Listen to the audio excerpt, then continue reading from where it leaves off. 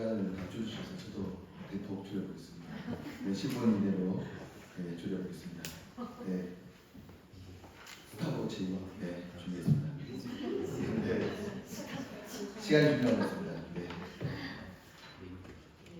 네, 이 본 연구는 그 한국에서 태어나 복음을 경험했던 청년과 북한에서 태어난 중국과 제3국을 거쳐서 이 복음을 경험한 청년들의 이야기를 이 한국에서 태어난 청년들이 복음을 어떻게 생각하신, 복음 통일을 어떻게 생각하는지 한 명하고, 또 탈북민 중에 복음 통일을 어떻게 생각하고 있는 청년 한 명, 그리고 이 해외에서 독일에서 한인 디아스포라로 살아가는 청년 한 명의 인터뷰를 가지고 이것을 분석해서 복음 통일을 어떻게 이끌어낼 수 있을까라는 논의를 했습니다. PPT를 많이 준비했는데 그 시간대로 PPT를 못 넘길 것 같으니까 그냥 여기 책에 있는 내용을 빨리빨리 넘어가도록 하겠습니다. 네, 그래서 뭐 앞에 기조 강연이 워낙 탁월하셔서 기조 강연 속에서 서로의 부분이랑 이런 부분들이 다 있었고요. 그래서 디아스포라 정의 이거는 뭐 참고하시면 되겠고요. 다 책자를 잘 만드셔서 보시면 다 이해되겠고, 복음 통일에 관한 그 단어 자체를 우리가 그냥 너무 쉽게 복음 통일 쓰는데 이 복음 통일이 뭘까? 이런 생각을 해보셨습니다.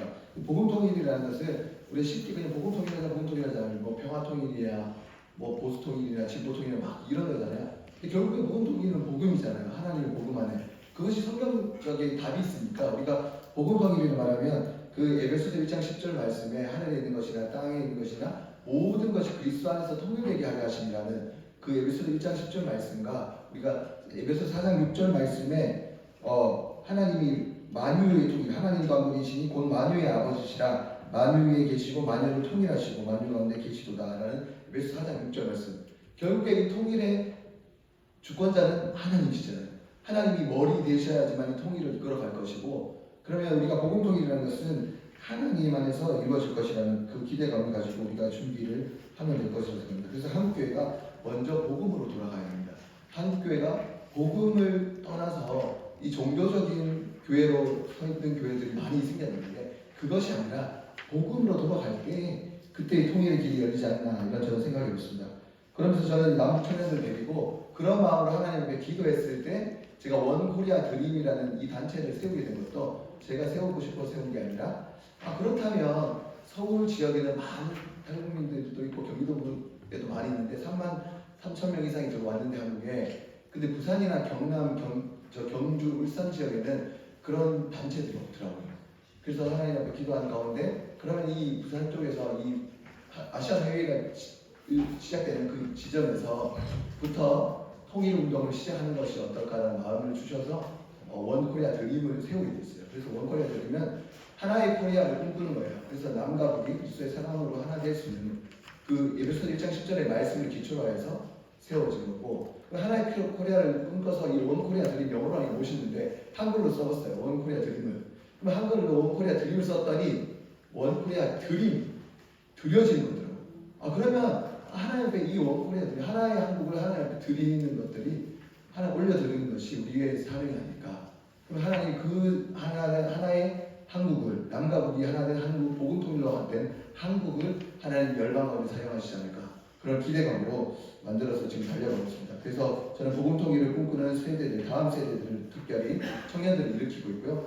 왜냐하면 많은 우리 훌륭하신 목사님과 선생님과 박사님들이, 교수님들이, 어른들은 많이 일으켰는데 다음 세대 청년들은 조금 이 부분 통일에 대한 관심도 없고 좀 일으켜야 되겠다는 마음들이 좀 있었습니다. 그래서 그 부분을 조금 일으키며 달려갑니다. 그래서 선행연구는 뭐 탈북민 선교에 관한 것들이었고요. 훌륭한 교수님들이 많이 나오시는데 읽어보시면 다 알 것 같고요.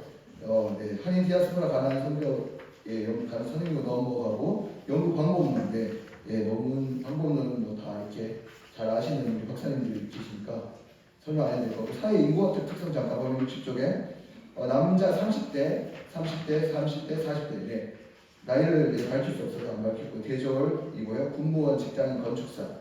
중국과 삼국을 거쳐온 탈북민과 독일에 현재 있는 분과 남한에 있는 분, 이분들의 신앙생활 경력들도 다 나오는데, 이런 분들을 3명을 만나서 직접 만나서 현장에서 독일에 있는 분, 독일에 만나기 위해서 제가 7월 9일부터 9월 6일까지 독일 현지에 가서 허민영 박사님을 만나서 프라이카프, 인권에 대해서 그런 세미나를 듣고 같이 우리 김대중 교수님과 하는 세미나를 하면서 그 가운데 이 청년들 직접 만나면서 소통하고 대화하고 복음으로 돌아가려면 예배가 살아나야 되니까 그래서 복음 통일 캠프를 열어가지고 넥스 블레싱에서 다음 세대에게 축복을 준 캠프, 다음 세대가 복음의 세대로 흘러가야 되고 그 축복이 흘러가는 것 또한 머리 대신 예수 그리스도 안에서 우리가 흘러가야 되는 거니까 그런 캠프를 준비해서 하면서 인터뷰까지 해봅니다. 그래서 인터뷰를 직접 해본 거고요. 인터뷰 결과를 잠깐 말씀드리면 62쪽에 많이 이렇게 빨아주겠습니다. 시간이 가려서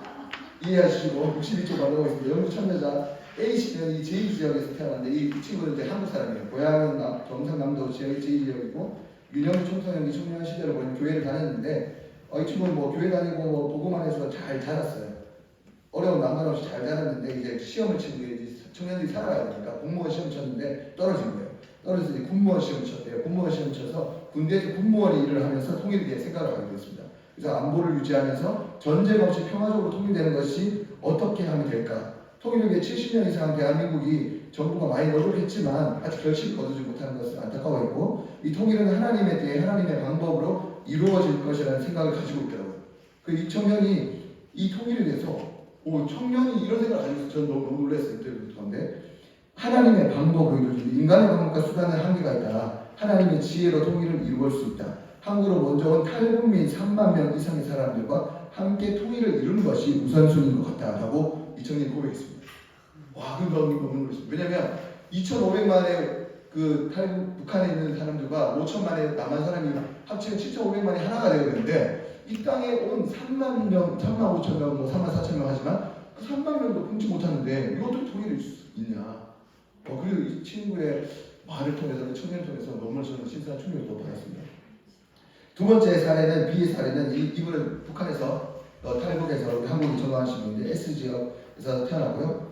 고향은 평안북도입니다. 평안북도 S지역이고 2009년에 남한부 입국하였고 북한에서는 신앙생활을 못했지만 할 수 없는 상황이니까 근데 한국에서 이제 신앙생활을 하게 됐어요. 복음 통일을 꿈꾸게 되고 압록강을 건너서 이제 부모님과 함께 넘어왔고 이제 청소년기에 넘어왔습니다. 넘어와서 살면서 이제 뭐 교회도 여러 군데 다녀봤대요. 다녔는데 교회를 가도 자기를 환대해주고 반겨주고 하니까 삐딱한 시선을 바라보는 것 때문에 자기가 교회를 계속 옮겨 다녔나 봐요. 근데 어떤 교회를 갔는데 너무나 따뜻하게 대해준 거죠. 본인은 정말 그리스도의 사랑, 이게 복음 아니겠습니까? 여러분, 우리가 교회가 많지만 교회 안에 복음이 살아있는 교회는 뭐냐? 사랑이 넘치는 교회지 않습니까? 그 하나님의 말씀대로 예수님의 그 섬김대로 사랑을 베풀 때에 그 탈북민들이 적응하게 되고 교회 안에서 신앙생활을 하게 되고 그들이 복음 통일을 꿈꾸게 됩니다. 그래서 북한에 사는 기독교도 한 번도 들어보지 않고 주지사상에 세뇌당했던 친구인데 이 교회를 다닐 때 그냥 왔다 갔다 먹을 거 주니까 다녔는데 그 가운데 말씀이 들어가고 복음이 들어가니까 이제 비전이 생긴 거죠.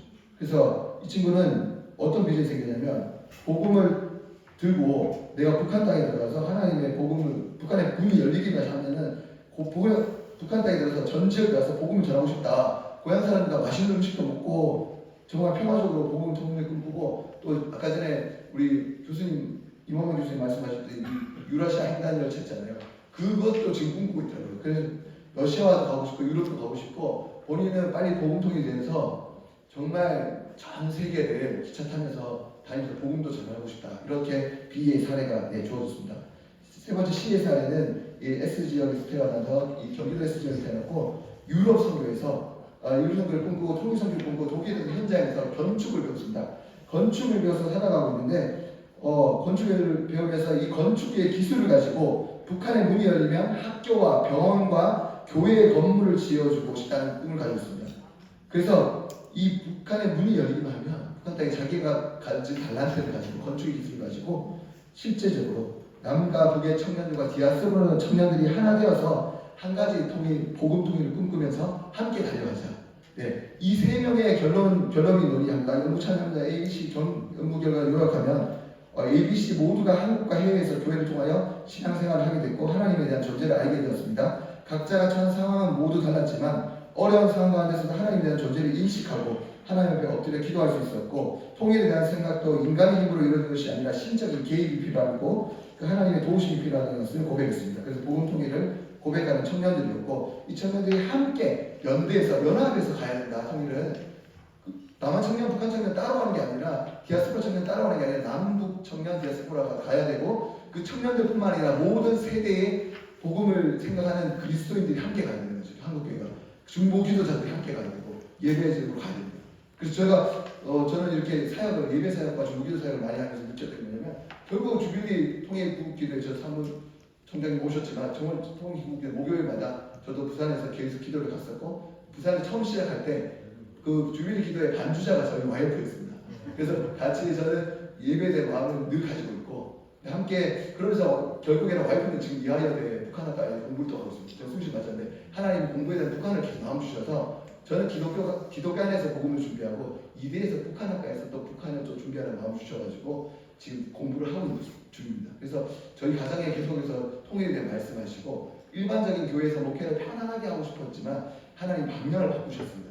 그래서 하나님이 더 원대한 꿈을 꾸게 하셨습니다. 분명히 하나님은 복음 소리를 하고 열방하고 일하실 것을 저 기대가 있습니다. 아멘. 네, 갑자기 집회가 됐는데요. 마지막으로 네, 짧으니까 지금 네, 11분 조금 더 마무리하겠습니다. 네, 핵심 마무리. 그래서 남북한 청년들이 실질적으로 우리 논찬하신 교수님이 또 했던 말이 있었기 때문에 제가 그 부분을 대답해야 돼서, 남북 청년들이 하나 되려면 어떤 것이냐면 공간이 준비되는데 서로 문화를 이해하고 소통할 수 있는 공간이 필요하겠다. 그래서 제가 그냥 이런 가칭으로 KNDS에서 코리아 노스 코리아 디아스포라 스페이스 공간이 필요할 거라고 그냥 첫째로 적어봤고요. 둘째, 남북한 청년들이 함께 있는 복음 통일의 캠프가 필요한데, 이것이 그 단순한 수련회가 아니라 남한 북한 청년, 디아스포라 청년까지 다 품을 수 있는 캠프, 청소년들도 품을 수 있는 캠프가 필요하겠다고 둘째 세웠고요. 세 번째는 남북한 청년들이 이 사이버 공간 안에서도, 이 지금 메타버스 시대니까 메타버스 안에서 플랫폼을 만들어서 이 사이버 공간 안에서도 우리가 이런 것들을 만들어내고 함께 해야 된다는 것들을 합니다. 그래서 네, 마지막으로 여러 후속 과제들이 있습니다. 그래서 우리들이 분명한 것은 여러분들이 그 메타버스 안에서도 할 수 있는 것들, 우리 김기룡 교수님이 실제로 이걸 하고 있냐